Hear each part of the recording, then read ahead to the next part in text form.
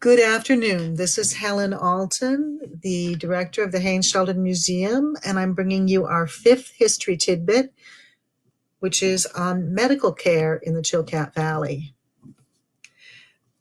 As you may have been aware, we are starting a little bit late, and I apologize for that. Facebook updated, and I, being a piece of history myself, was unable to manage it very well. So we've got new technology, and hopefully it's working fine at your end.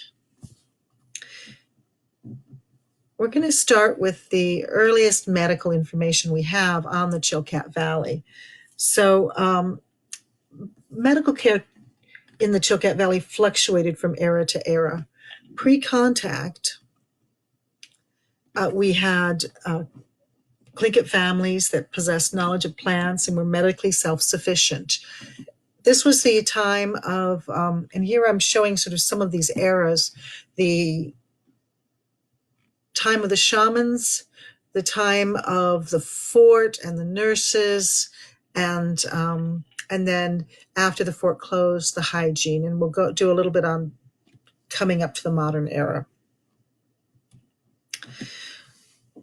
The Chilkat families pre-contact possessed knowledge of plants and were medically self-sufficient.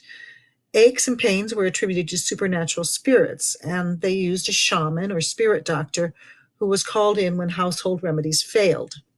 Shamans were expensive. They demanded payment of many blankets or radical treatments, such as killing a slave to save a chief's life. Their medicine was considered reactive rather than proactive. The shamanic era, the use of shamans traces back to prehistory. And there are shamans in northeast Siberia. They believed that disease was caused by evil spirits, and they used herbs and mystic practices to drive out those spirits. Just as a side note, one of the peculiarities about our local shamans is that they never combed their hair. They had combs. They always had a comb as part of their gear, but they didn't comb their hair. And they were usually a distinctive person, sometimes a person with a deformity or odd color hair. This is an image of Skandu, who was our last Icht. So in Chilkat, the shaman, which is not a Chilkat term, was called an Icht, the medicine man. And he was the last Icht in our valley. He was one of three brothers. Schwatka, who was a guide for the Chilkats, a well-known guide. Monkey John, and I don't know what his real name was. This is how he's referred to in the information we have. And Skandu, whose name gets spelled differently in different times. And this is them as older men. The medicine man always had a number of things with him, charms and rattles. The charms are interesting. We don't know what they meant because a shaman didn't have images carved based on clan or family or a story. The shaman's images are all based on his dreams and his personal reflections. So they're very, very individual. And once a shaman is gone, we don't know what they meant if he didn't tell somebody.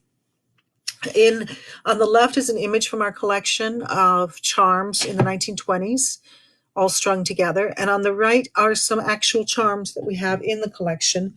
The top two are called calling cards, and they were made from bear thigh bones. And the bottom two, one of them is a bear's tooth, and one of them is an abalone shell that's been carved. And they're pierced, and they would be strung together. These are on display in our main gallery. Also on display in our section on shamans is this rattle. We have 3 rattles in the collection, and rattles were used for important ceremonies. The stones inside are gastroliths from the inner workings of the birds, the gizzards. And you'll see this tongue. The man's tongue goes into the tongue of the other figure. And this is probably an indication of a spirit transfer. Now, the raven rattles were used by other people than the shamans, but they were part of the shaman's retinue and what they used. This is a picture from our Alaska Indian Arts collection of Jimmy doing the Medicine Man dance. As part of the Chilkat dancers, there was a dance that they did about a medicine man. And this is in the 60s.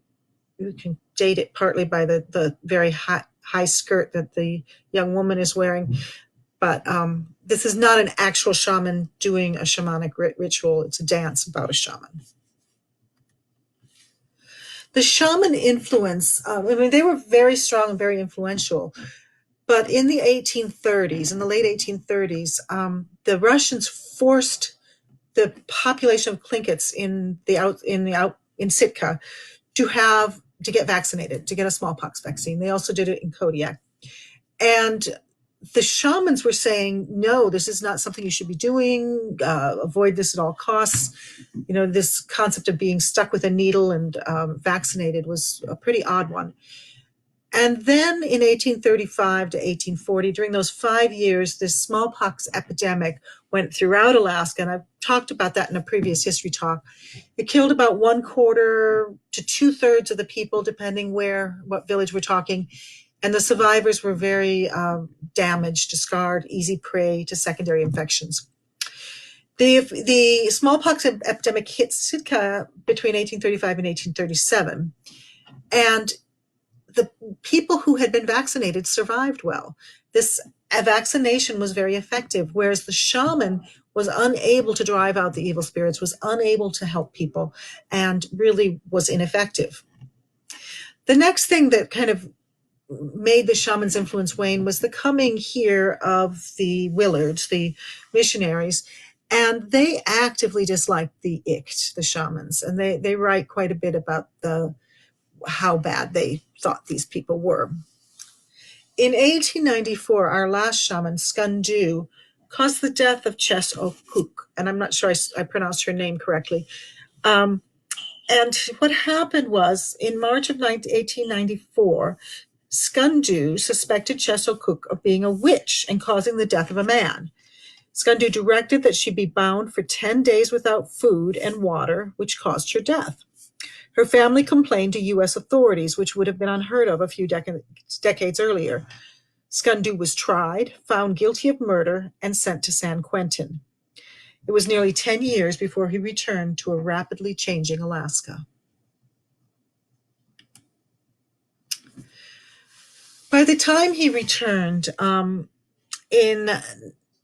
the mission had built some buildings. They gave in 1903 100 acres to the military. And in 1897, they built this new 3-story building that was to be a school. By 1907, another school had been built, a government school, and this became a hospital for the mission. In 1916, it was an isolation hospital for measles and tuberculosis and a training school for nurses. And by 1918, it was a tuberculosis sanitarium. And then in 1921, it became Haines House, which was an orphanage for a home for orphans and half orphans, and no longer a school. Interestingly enough, at this time in the early 20th century, we had 2 hospitals in Haines. I'm going to show you some more images of the hospital at the mission. This is the interior view of the mission hospital, and it seems like they had always 5 nurses, 1 doctor, and then a woman who wasn't a nurse but served in some sort of function, supports function. And these are the nurses in the ward with a couple of patients in bed here, and the doctor in the back. This is another image of the nurses and doctor and the woman who is not a nurse. Here there are four nurses, and then you can see Lynn Canal in the background. And this is from the album of Nurse Florence Garside, who was here in the early part of the 20th century. This is an image outside of the building, and again, this is very obviously not the fort, where the second hospital was. These are children and an adult woman and a nurse sitting on the lawn, and the children all have head bandages, and I'm not sure why they would have had those, what was going on that they all had them. This is inside, and again, the nurses, and they seem to be different people. The when we look at this image, these women seem to be the same women as in this image. Um, and we need to do some more looking at some of these images. But you can see they have a very distinctive uniform, the hats that they wore. And here they are. This hospital was used for the town, for the people in the town. So it did births, it did probably vaccinations, and it worked with the sick.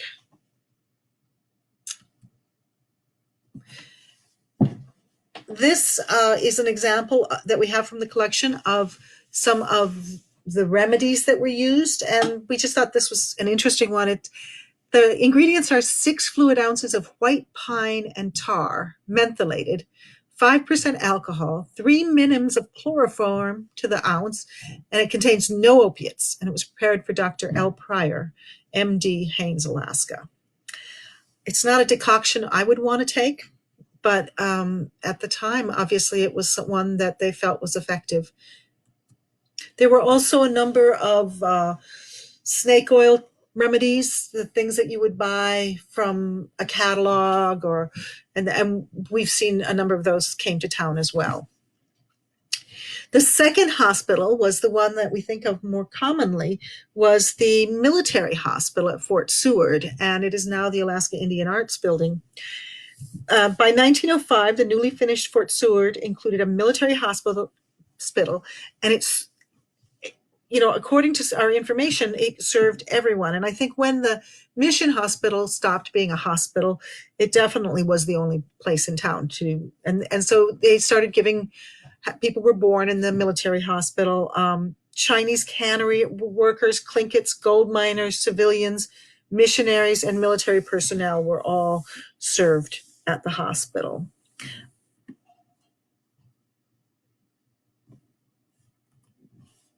And these hospital nurses are in our collection. It doesn't tell us who they are, but their costume is different from the ones of the mission hospital. And so my suspicion is that these may be nurses that were in the fort. And part of the reason for my suspicion is that the costume is different, the garb that they're wearing, but also they're standing on a boardwalk, and the wooden boardwalks were used in the fort area primarily. Now, once the fort closed after 1945, when the fort closed after World War II, there was no medical care for the 500 inhabitants that were left in Haines. And Dr. C. Earl Albrecht was made the Territory of Alaska's first full-time health commissioner from 1945 to 1956. Our governor was a doctor, and he saw that there was a distinctive need for care, especially because of tuberculosis. Alaska's greatest health crisis at the time was tuberculosis, and it was ravaging the state. And it still is. We are still one of the few areas in America that has problems with tuberculosis. So, and for those of you that have children, you know that your children have to prove that they don't have tuberculosis before they are allowed into school here.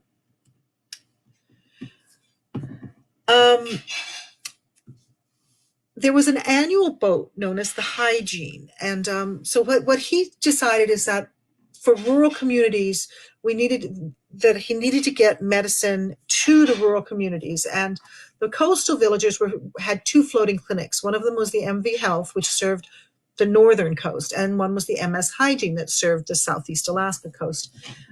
They were both home ported in Juneau. And the idea was that these rural patients would not be able to come to cities for treatment, so instead the treatment came to the patients. In the interior, they had mobile trucks, buses that they drove around, but in our area, it was a boat. The Hygiene did preventive care and emergency treatment, and that was the primary work of the traveling medical team. There was a doctor and a nurse, and I believe sometimes a dentist. So here's the Hygiene in front of Juneau at dock. Here are patients boarding the Hygiene.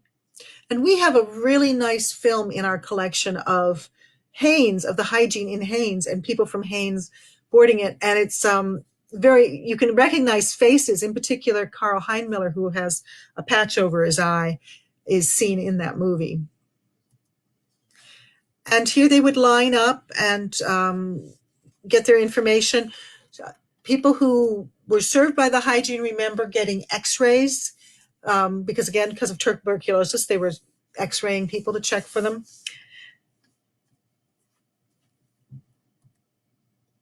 Now, at the time after World War II, really, the other than the hygiene, which showed up once a year, there was no medical care in Haines. And so Carl Heinmiller, who had been a medic in the military, served as the town medic. And so he, from 1946 till 1958, when a doctor showed up again, he took care of things. So Forrest Jones's bear mauling, Heinmiller took care of it. His son, Lee, recalls sitting at dinner and having people interrupt their dinner because of some emergency. Somebody put an axe, cut themselves with an axe. Somebody got hurt some other way, and his father was off to help. And, thank goodness there was someone who had some skills, because about once a year could only do preventive medicine and couldn't do emergency medicine for our community. In 1958, Dr. Phil Jones came from Washington, and at this point, the old government school had been converted. The state gave our community some money to convert it into a clinic, and Dr. Phil Jones was our doctor at the clinic for 5 years. He worked alongside Dr. Bill Sigg, who was a dentist, and public health nurse Vera Adams Sigg Smith. Vera Adams, eventually she and Dr. Sigg fell in love and married. And after he died, and Dr. Stan Jones was telling me today about Dr. Sigg's death of an aneurysm, but after he died, then Vera married Gil Smith, the artist and painter, who we have quite a number of paintings for. And there is now a Bill Sigg scholarship at the school. That Vera died at 102 a couple of years ago, I think last year or the year before, and she had left a lot of money for the children of Haines to be able to get educated beyond high school. And every child that wants to go to trade school or to college is going to receive this year for the first time some money from the Bill Sigg Foundation or grant. After 1963, Dr. Phil Jones advertised in the American Medical Association looking for a doctor to replace him. And Dr. Stan Jones came up to do that. He had done some work with the Indian Health, and he had worked up north a bit. But when he came from Nevada. Dr. Stan Jones arrived in town, and Dr. Phil Jones left. He stayed in town maybe 2 days, but he basically walked out of the clinic the minute Dr. Stan Jones walked in. And Dr. Stan Jones served us from 1963 to 1989. Over half that time, he was the only doctor in both Haines and Skagway, and he would fly between the two communities. He spent about 2 days a week, 1 to 2 days a week in Skagway. And later he bought a fishing boat so that he had some alternatives to flying. His favorite pilot disappeared, and he started to realize he needed ways to get to Skagway.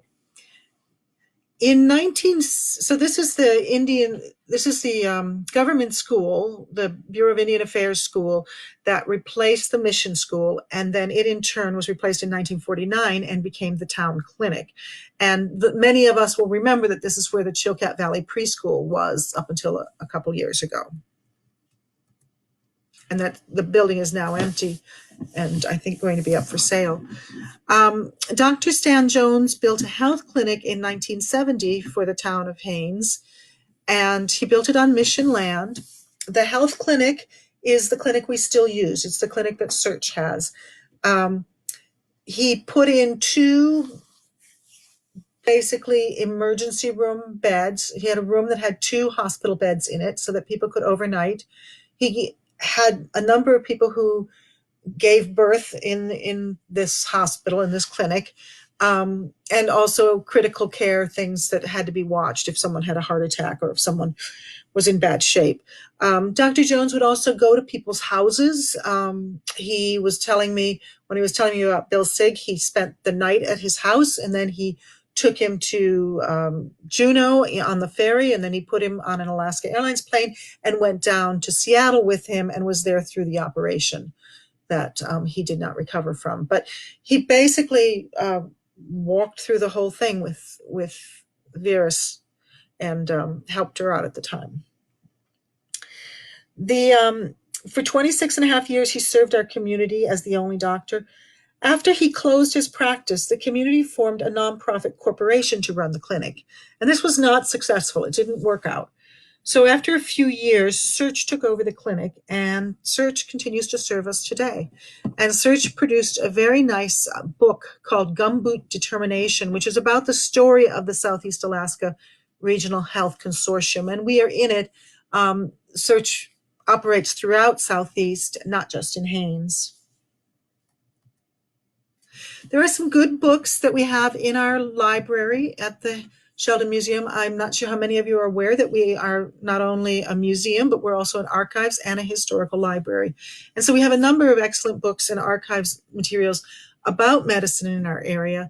And once we are open again, any of you that have an interest in this area are welcome to come in and do studies through our material.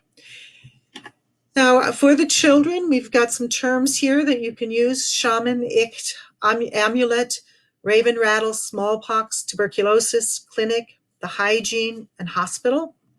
And then on our website, we are linking to some fun activities where you can make a nurse's hat or you can make a stethoscope. There's also, if you want to get into it, if you look online, there are also many sites where you can make a doctor's bag and fill it with things. But we may be posting some more stuff on our website.